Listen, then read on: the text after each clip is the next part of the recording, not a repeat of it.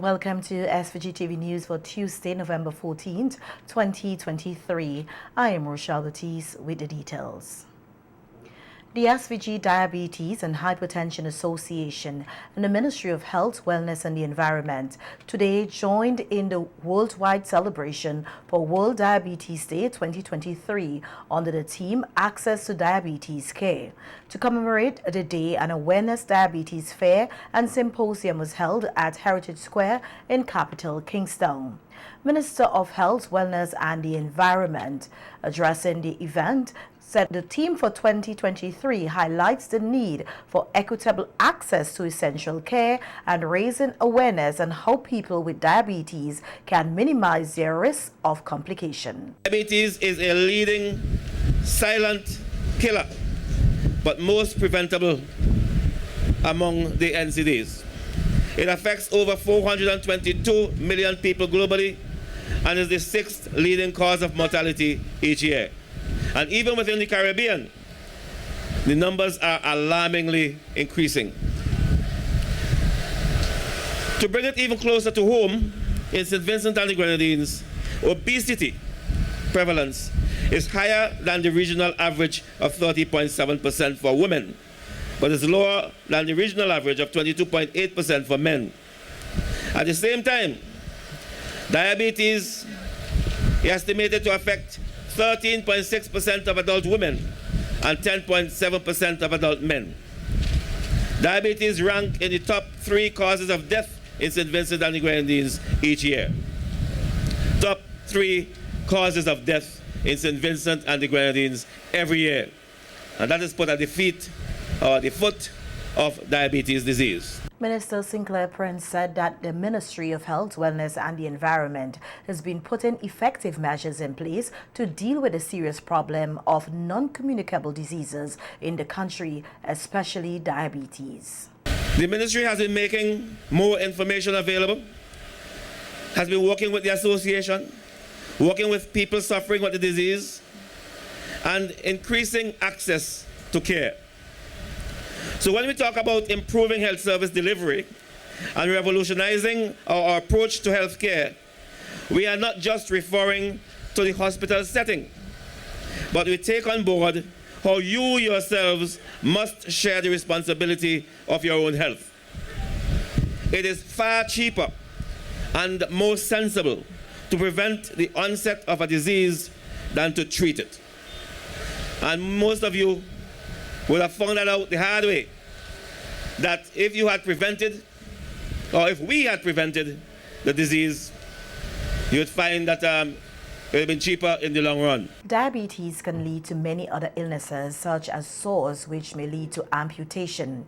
During the fair and symposium today at Heritage Square, President of the SVG Diabetes and Hypertension Association, Sister Janice Crease, said that over 50 Vincentians last year had an amputation due to the impact of diabetes. For female, we have 7 persons have transmetatarsal amputation. That's when your foot is cut halfway, so all of the toes are gone. Above knee amputation, 7 females. Great toe amputation, 4 females. Below knee amputation, 1. Digit, 1. For male, you have transmetatarsal, 10 males lose half of their foot. 11 males have above knee amputation.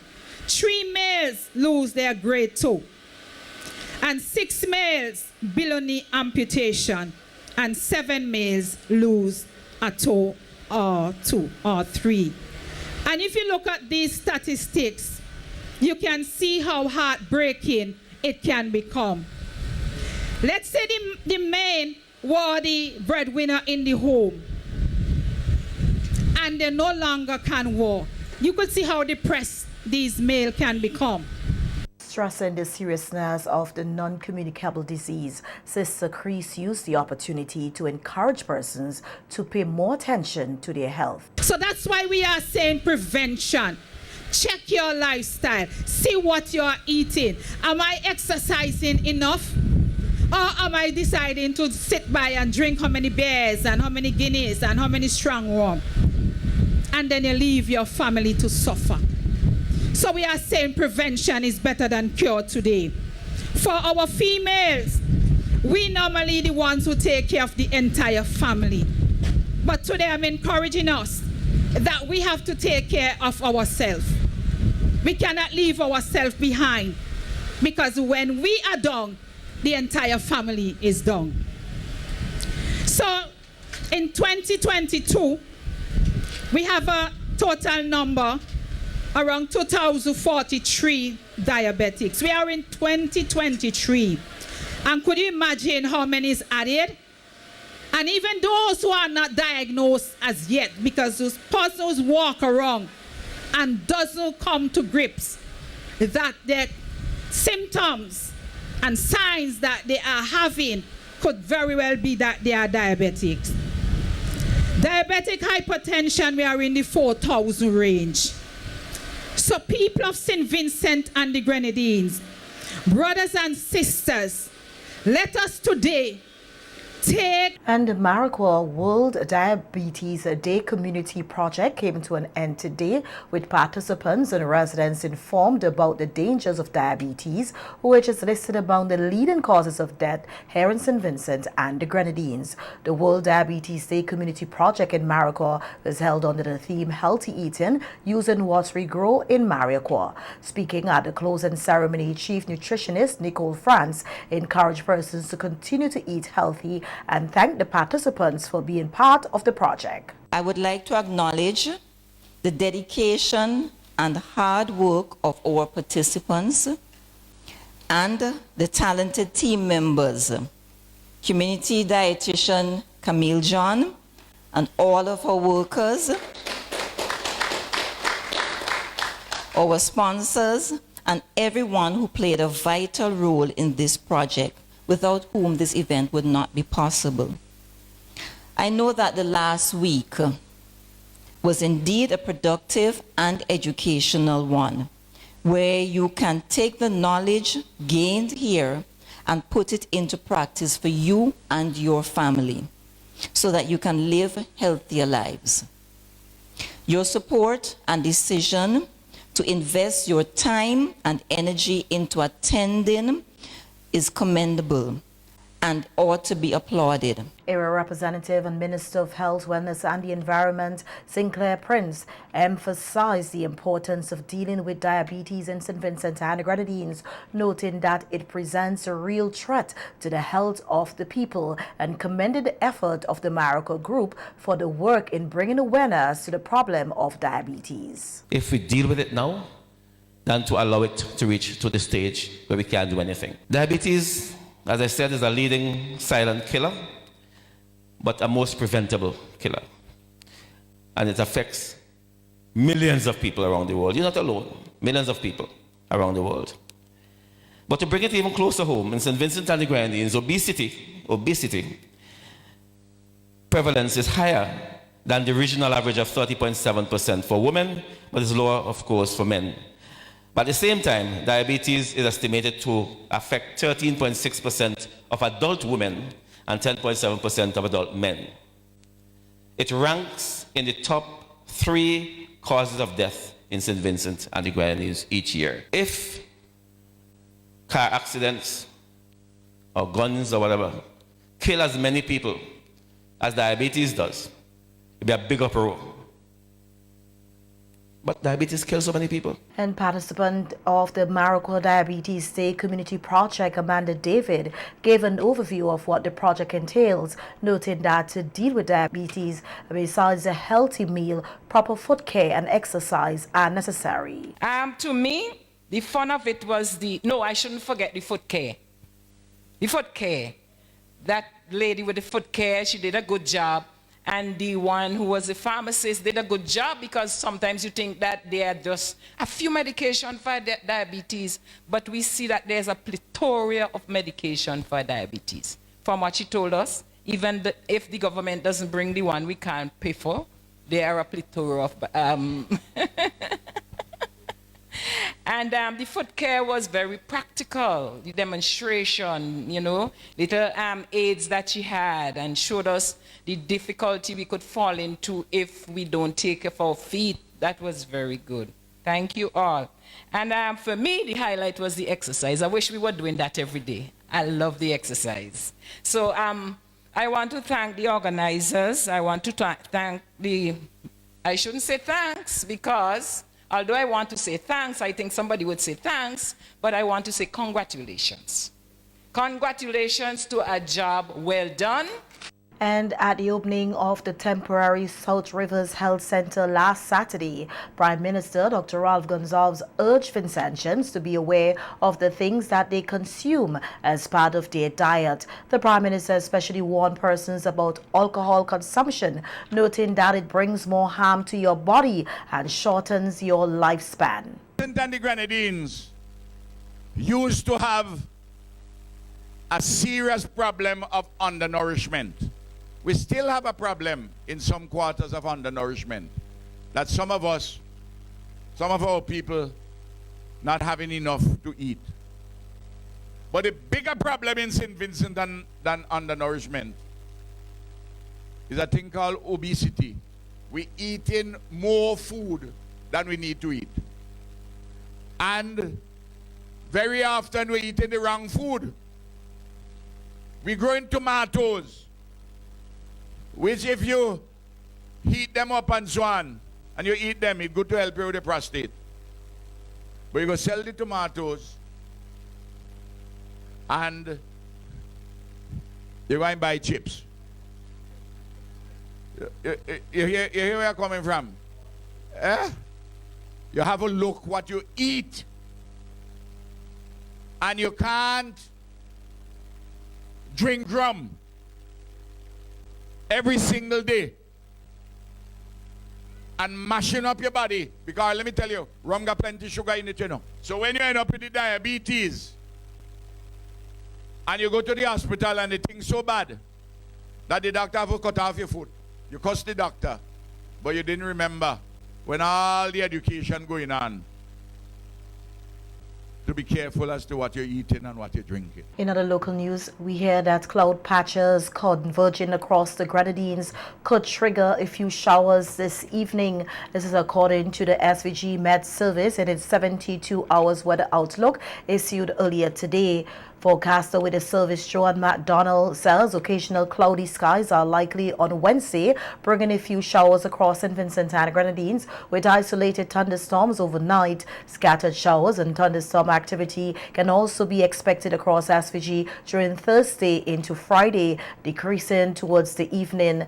The outlook says varying concentrations of Saharan dust across our area could create film slides or haze during Thursday and possibly thicken to moderate haze by Friday. Moderate fresh breeze could also vary between east-northeast and east-southeast across our islands, with occasional strong gusts near 40 kilometers per hour from Wednesday night. Persons are asked to be alert. The outlook further highlights that marine conditions are slight to moderate in open water, with swells ranging from 1 to 2 meters to 0.0 meters across our islands, and swell heights are expected to temporarily fall during Wednesday and start gradually rising during Thursday to a range 1.5 meters to 2.5 meters across SVG by Friday night. Small craft operators and seabathers are asked to exercise caution for occasional gusty winds Wednesday night to Friday night and rising sea swells into the weekend.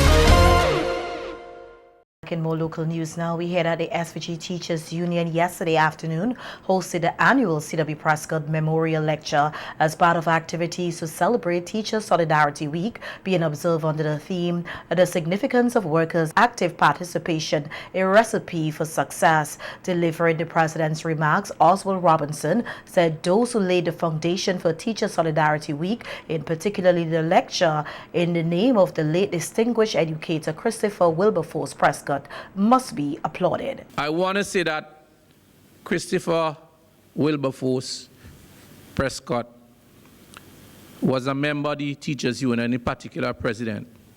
And you don't hear much about, him, but he was one of the presidents and a great pioneer in advancing the education sector. And I'm sure my sister would tell you more about him. We also do another activity in his honor, and that is every year we awarded scholarships and bursaries to 3 students. Scholarship for 3 students, and you have to be a member of the Teachers Union. And if the child passes the CPA exam, they are ranked in order by the Ministry of Education, because the names would go to the Ministry of Education, who have access to the results. So it's important that you become a member of the Teachers Union, because when your child reaches grade 6, the opportunity is there for you to get a scholarship. And once you maintain the 60% and well behave, we will fund you right through secondary school. And about 3 years ago, we extended it to the community college. Okay? So once you have the matriculation, the required subjects to enter the college, we would fund you all the way up. But you have to behave yourself in school, and you have your academic standard must be up to standard. Hailing the Teachers Union as a great organization with teaching as a noble profession, Robinson said he is very proud that the Teachers Union continues to perform its duties based on the union's constitution. He applauded all members of the union for their hard work, especially the executive, which he leads. As you know, the union continues to represent its members, and the theme for this year's Solidarity Week, it speaks volume. I know our distinguished guest speaker will expound on the topic.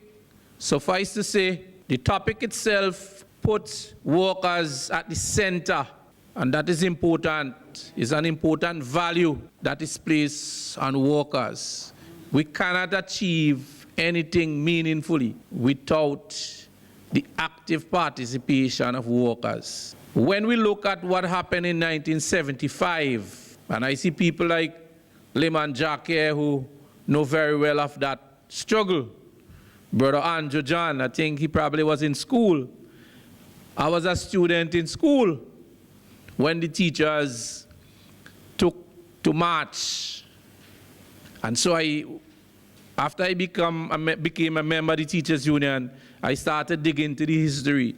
And I found great courage and inspiration from that great history. The legacy is very rich. It is sad, but rich. To see teachers stood, they went through the fire and they emerged as fine gold. And so the executive of that time must be applauded. The membership, you could imagine 41 teachers being arrested by the police, and they were resolved. And there were 5 reasons why the teachers decided to march. There was need for a collective agreement. That's like a contract between the employer and the union that sets out benefits for workers. It has established protocols and procedures, among other things. There was need for a collective agreement. The conditions at that time was deplorable.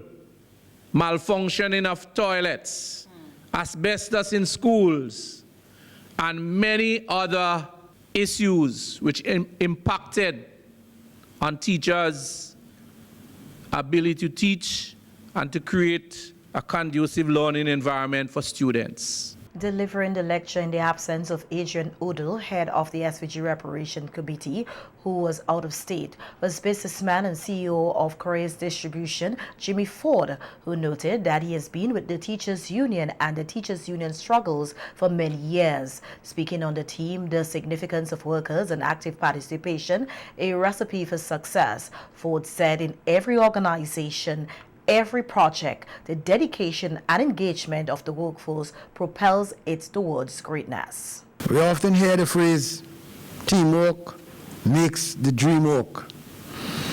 Indeed, it is the active participation of each and every one of you that transforms dreams into reality. You are the lifeblood of this organization, and your commitment, enthusiasm, and hard work are the key ingredients in the recipe for success. Today, we have all sorts of technology at our disposal, all kind of social media.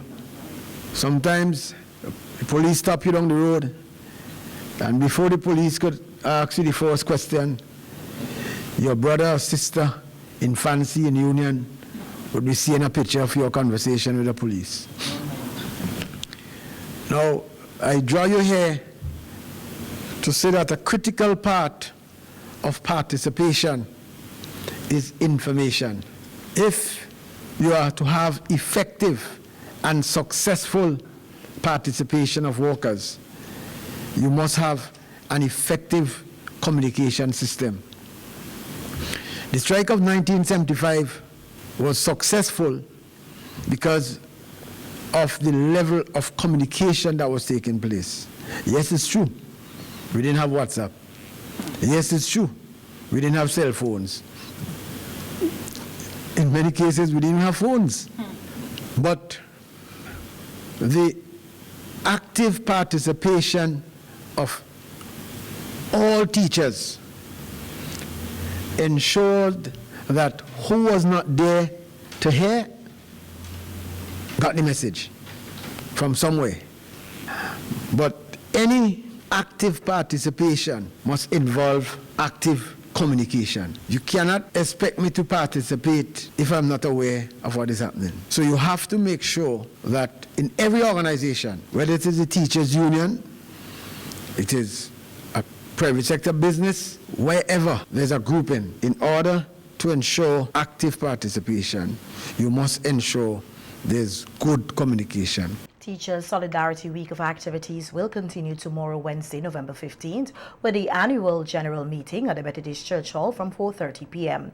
Thursday, November 16th, will be the President Awards ceremony and cocktail at the Teachers Cooperative Credit Union headquarters. And Friday, the annual Teachers' Solidarity March and Rally in Capital Kingston from 2:30 p.m. The Ministry of Tourism, Sport and Culture is continuing its celebration for Tourism Month, which is celebrated across the Caribbean. Tourism Month, celebrated in November annually, is geared towards making Caribbean citizens aware of the importance and the contribution of tourism to their country's economic development. This year's theme is One Caribbean, investing in our people, protecting our planet, prosperity for all. On NBC Radio today, Director of SVG Tourism, Phelan King, outlined the activities taking place this month, including community tourism outreach workshops and lectures with students at tertiary level. We have 2 days of project proposal writing workshops for community tourism groups because we're trying to enable them to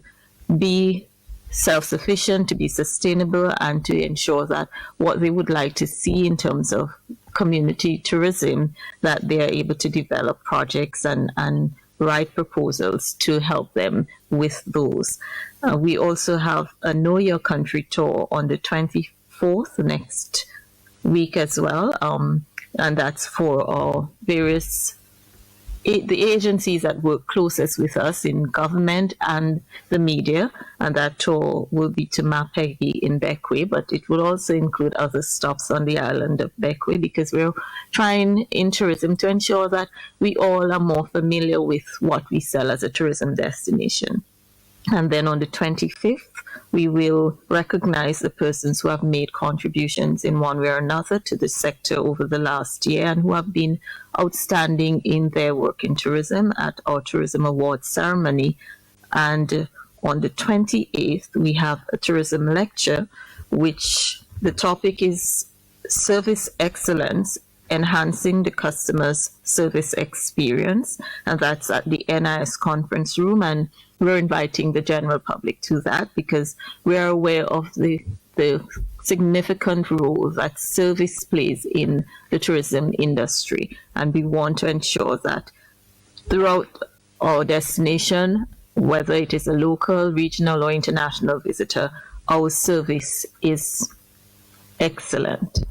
King said the community tourism outreach workshops are targeting community tourism groups. She also spoke of the work being put in to ensure tourism sites across the country are maintained so that visitors can have a good experience in SVG. You know, there are several sites and attractions throughout the destination, and in some instances, they are actually manned by persons who live and work in those communities. They work collaboratively with the ministry, most specifically the National Parks, Rivers and Beaches Authority. So I will take one that I'm very familiar with, the Walyabu Heritage and Tourism Organization. They are involved in ensuring that the site at Walyabu is maintained and that someone is there always to give assistance, to give guidance, or to ensure that the visitors to that site are taken care of. But it happens at the other sites, at the Black Point Recreation Park, at the Warku Recreation Park, and there are also groups that exist that do not necessarily manage a particular site or attraction or work with one of those the national parks or any of those organizations, but they have an interest in community tourism. In some instances, they also have ideas. When we had our community tourism consultation, the launch, I remember one particular community group spoke about some ideas they had for developing community tourism in that particular area.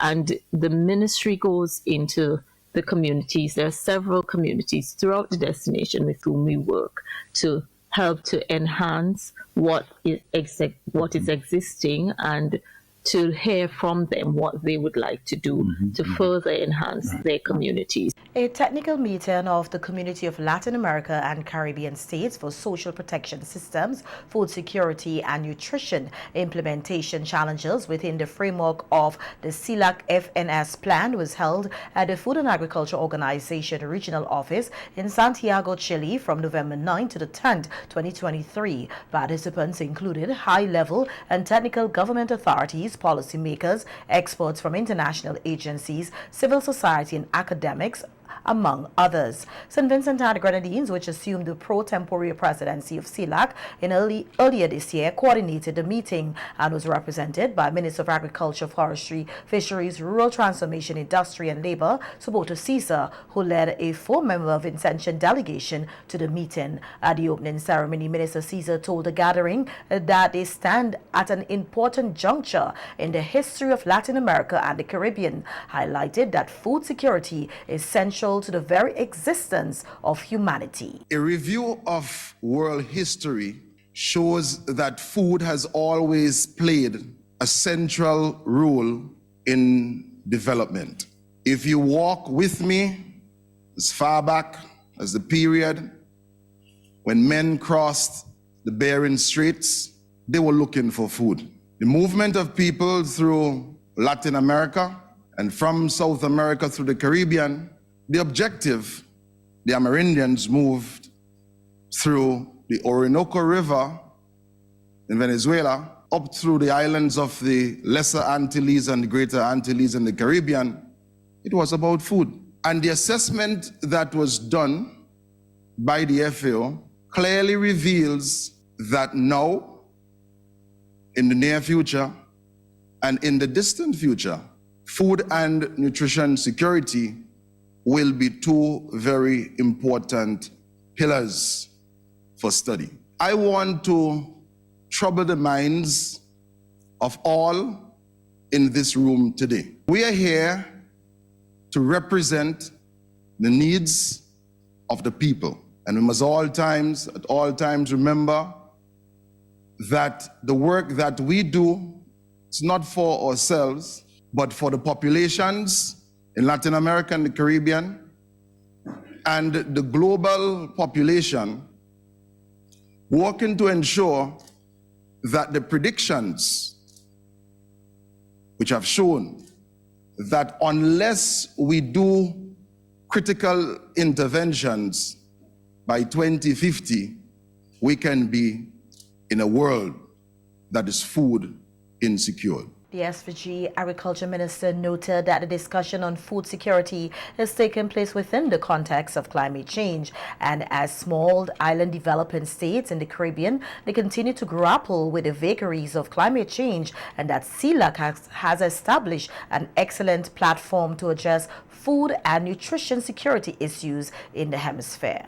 And I wish to thank the leadership that Mario has extended not only to FAO as an organization, but to every member state of Celac. Let us give him a special round of applause. Over the last year, St. Vincent and the Grenadines, as the contemporary president of Celac, we have worked closely with the FAO, other organizations, locally, regionally, and internationally, to ensure that by next year, March, we can hand over a well-structured and conceived food and nutrition security plan.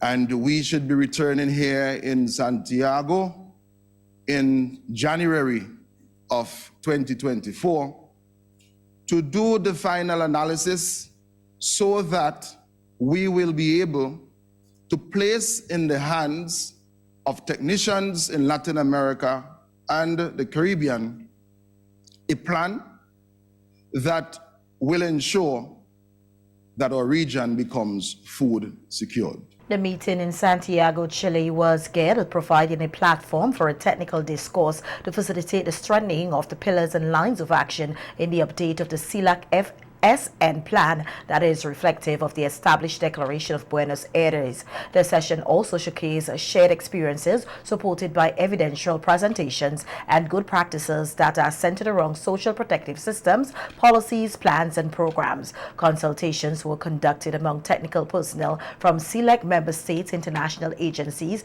parliamentarians, regional institutions, including the CARICOM and SICA, among other groups. The conclusions from the meeting will be part of the proposal for the new food plan, which will be presented at the next meeting of Ministers of Agriculture of the Celac countries to be held at the FAO offices in Chile in early 2024, where the ministers will approve the update of the Food Security, Nutrition and Hunger Eradication Plan for Latin America and the Caribbean towards 2030 and submit the document to the Celac Presidential Summit. In other local news now, we hear that the St. Vincent and Grenadines Bar Association has elected a new executive to run the affairs of the association for the 2023-2025 term. The new executive is being led by President Sholan Zita Banwell of Thomas and Banwell Chambers. The other members are Vice President Maurice Franklin, Crown Counsel of the Attorney General Chambers, Treasurer Jarek Cummins of Cardinal Law Firm, and Secretary Patricia Max Miners of Max and Max Law Firm. The committee members are Chelsea Alexander of ZHE Chambers, Delana Horn, Senior Legal Officer at the Customs and Excise Department, Jamali John of Jamali John Law Office. The immediate past president and ex officio member of the association is Rene Batiste. A news release says the new executive will soon embark on several exciting projects and programs, including continuing legal education for all attorneys, public education, and legislative reform in an effort to revitalize the work of the Bar Association for the development of the profession and its engagement with the community.